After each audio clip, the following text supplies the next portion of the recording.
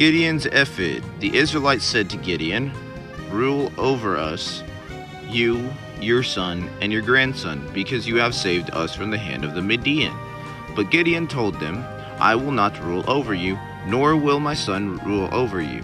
The Lord will rule over you." And he said, "I do not have one request, that each of you give me an earring from your share of plunder."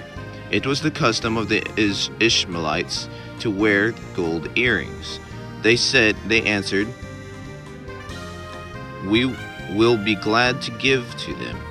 So they spread out a garment, and each of them threw a ring from his plunder onto it.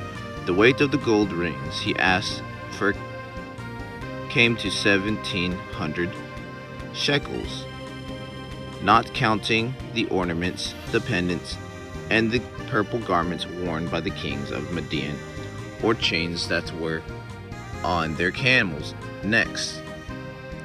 Gideon made gold into an ephod, which he placed in Ophrah, his town.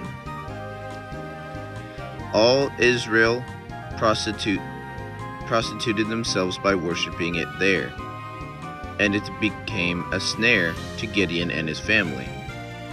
Gideon's death. Thus Midian was subdued before the Israelites and did not raise its head again. During Gideon's lifetime, the land had peace 40 years. Jerubbaal, son of Joash, went back home to live. He had 70 sons of his own, for he had many wives. His concubine, who lived in Shechem, also bore him a son, whom he named Abimelek. Gideon, son of Joash, died at a good old age, and was buried in the tomb of his father Joash in Ophrah of the Abiezrites. No sooner had Gideon died than the Israelites again prostituted themselves to the Baals. They set up Baal-berith as their god, and did not remember the Lord their God, who had rescued them from the hands of all their enemies on every side.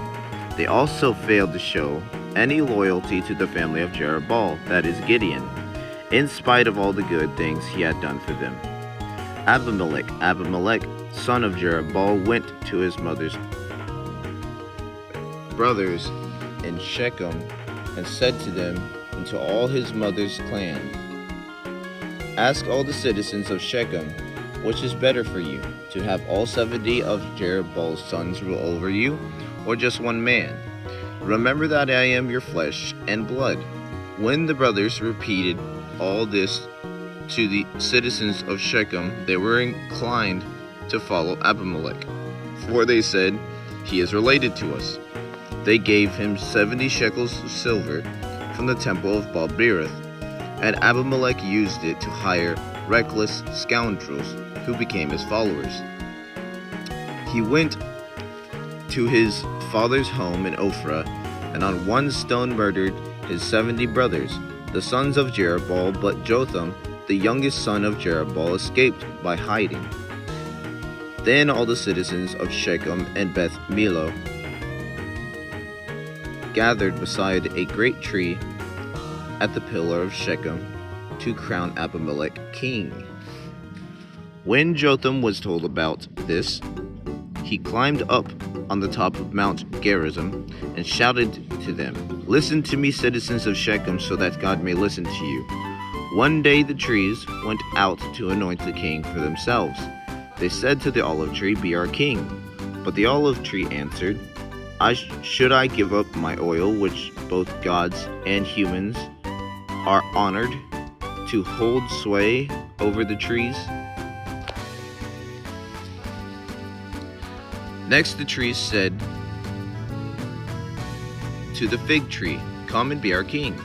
But the fig tree replied, "Should I give up my fruit, so good and sweet, to hold sway over the trees?" Then the tree said to the vine, "Come and be our king." But the vine answered, Should I give up my wine, which cheers both gods and humans, to hold sway over the trees?" Then all the trees said to the thorn bush, "Come and be our king." The thorn bush said to the trees, "If you really want to anoint me king over you, come and take refuge in my shade. But if not, let fire come out of the thorn bush and consume the cedars of Lebanon. Have you acted honorably and in good faith by making Abimelek king? Have you been fair to Jerubbaal and his family? Have you treated him as he deserves? Remember that my father fought for you and risked his life to rescue you from the hand of the Median. But today you have revolted against my father's family. You have murdered his 70 sons on a single stone and have made Abimelek, the son of his female slave, king over the citizens of Shechem, because he is related to you. So have you acted honorably and good in faith toward Jerubbaal and his family? Today, if you have, may Abimelek be your joy, and may you be his too. But if you have not, let fire come out from Abimelek and consume you. The citizens of Shechem and Beth Milo, and let fire come out of you, the citizens of Shechem and Beth Milo, and consume Abimelek. Then Jotham fled, escaping to Beer, and he lived there because he was afraid of his brother Abimelek. After Abimelek had governed Israel 3 years, God stirred up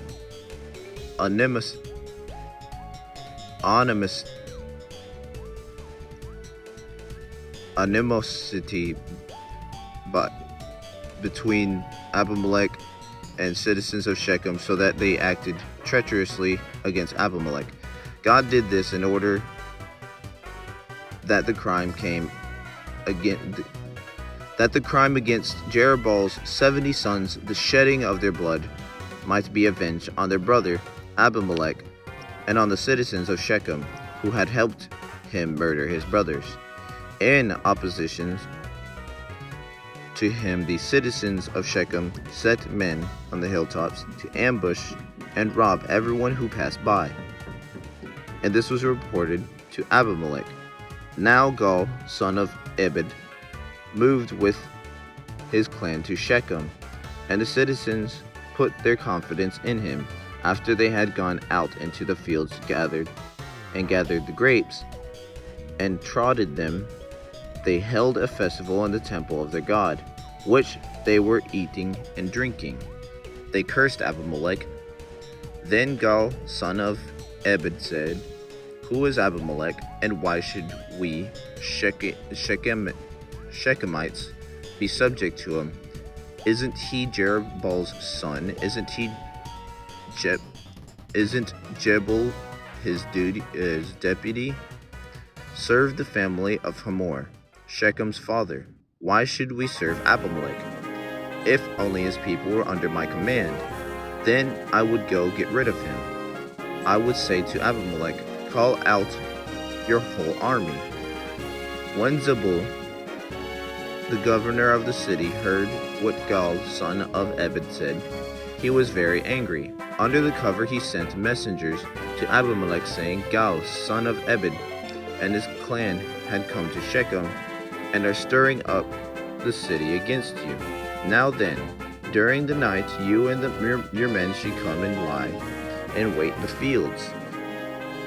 In the morning at sunrise, advance against the city. When Gal and his men came out against you, seize the opportunity to attack him." So Abimelek and all of his troops were sent out by night and took up concealed positions near Shechem and 4 companies. Now Gal, son of Ephod, had gone out and was standing at the entrance of the city gate, just as Abimelek and his troops came out of their hiding place. When Gal saw them, he said to Zebul, "Look, people are coming down from the top of the mountains." Zebul replied, "You mistake the shadows of the mountains for men." But Gal spoke up again, "Look, the people are coming down from the central hill, and a company is coming from the direction of the diviner's tree. The Then Zebul said to him, "Where is your big talk now? You who said, 'Who is Abimelek? We should be subject to him.' That we should be subject to him. Aren't these the men you ridiculed? Now go and fight them." So Gal led out the citizens of Shechem and fought Abimelek. Abimelek chased him all the way to the entrance of the gate, and many were killed as they fled. And Abimelek stayed in Arumah.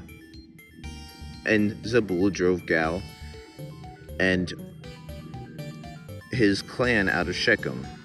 The next day the people of Shechem went out to the fields, and this was reported to Abimelek. So he took his men, divided them into 3 companies, and set an ambush in the fields. When he saw the people coming out of the city, he rose to attack them. Abimelek and the companies with him rushed forward to a position at the entrance of the city gate. Then the 2 companies attacked those in the fields and struck them down. All that day Abimelek pressed his attack against the city until he had captured it and killed its people. Then he destroyed the city and scattered salt all over it. On hearing this, the citizens in the tower of Shechem went into the stronghold of the temple of El-Berith. When Abimelek heard that they assembled there, he and all his men went out to Mount Zalmon. He took an axe and cut off some branches, which he lifted to his shoulders. He ordered the men with him, "Quick, do what you've seen me do." So all the men cut the branches and followed Abimelek. They piled them against the stronghold and set it on fire with the people still inside. So all the people in the tower of Shechem, about 1,000 men and women, also died. Next, Abimelek went to Thebez and besieged it and captured it.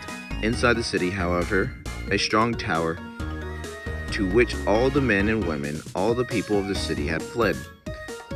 They had locked themselves in and climbed up on the tower roof. Abimelek went to the tower and attacked it, but as he approached the entrance of the tower to set it on fire, a woman dropped an upper millstone on his neck and cracked his skull. Hurriedly, he called to his armor bearer, "Draw your sword